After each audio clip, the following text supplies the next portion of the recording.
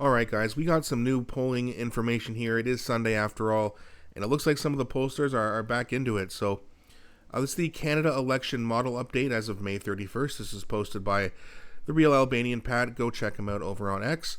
And I also have another poll to show you that is really conflicting to this poll here. The other one is from Polling Canada, so we'll get into both of those. Before we do, though, please, guys, don't forget to like and subscribe. It really helps grow the channel, and I appreciate you so much if you do that. So let's get into it here. So in this count, as of yesterday, the Liberals will be down to 160 seats, which is -9 from where they are now. Conservatives, 151, +7. The Bloc, 21, -1. NDP at 9, that's +2. Green at 2 seats, +2 for a Liberal minority, although a very close minority at that. And here's the electoral map here.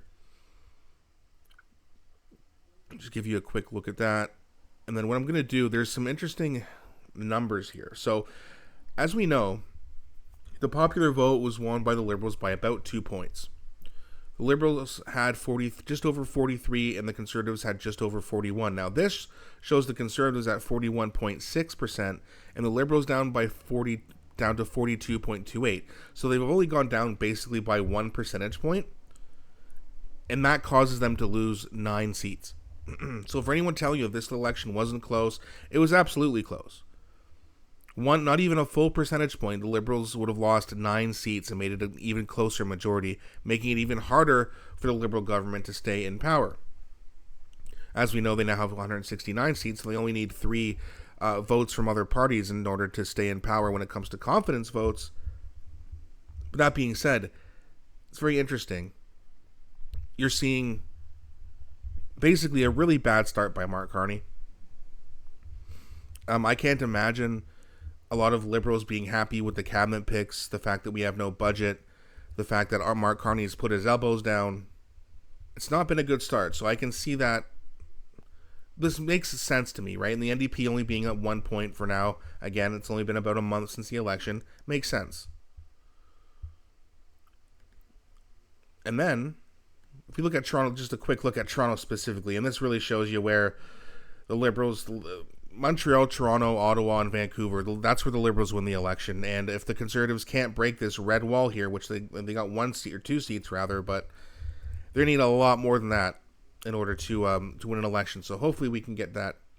We can kind of break through that barrier, if you want to call it, and get a Conservative win. Now, Polling Canada put out something yesterday as well that shows the Liberals at 174 seats, +5. The Conservatives down to 140, -4. Bloc at 22. NDP losing 2 more seats down to 5. And the Greens at 2, +1. And this is from the Canadian Polling Substack post. So I guess this is their own model. I always thought they just posted other people's polling methods and just kind of shared that information. But I guess they do their own polling. But either way, it's interesting how you have 2 different polls come out on the same day and you're seeing pretty different numbers.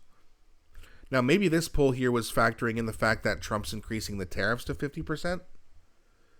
And maybe that is, galvanizing the Liberals once again, as it seemed to do before the election.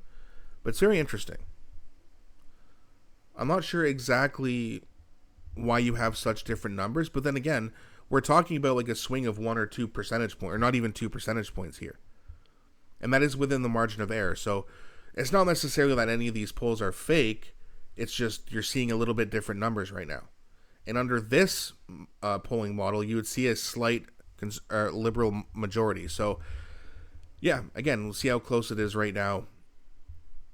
And yes, Trump could still be affecting, the polling results.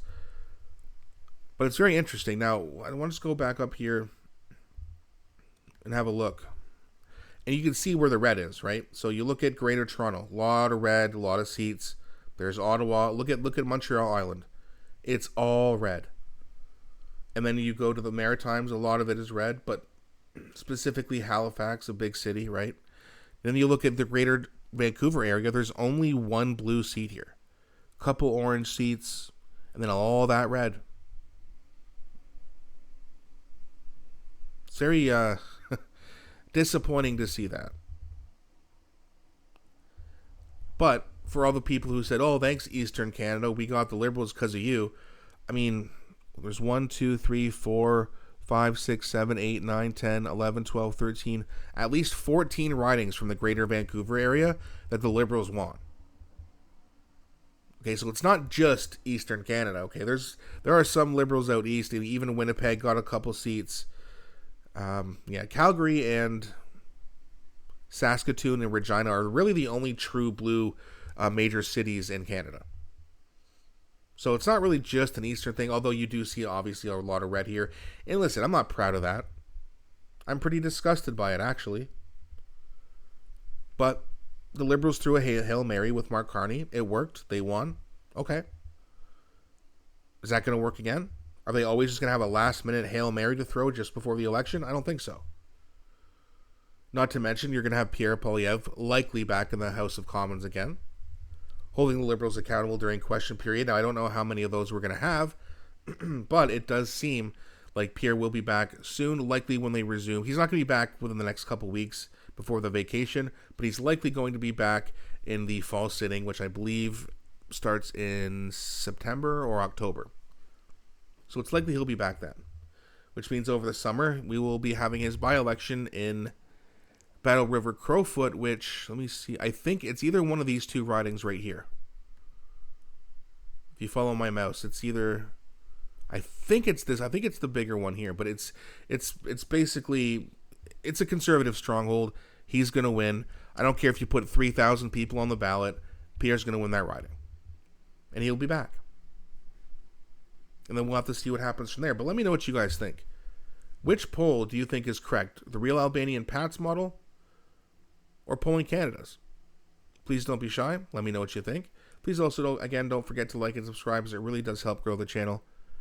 Thanks so much for watching, and I'll be back shortly with a new one.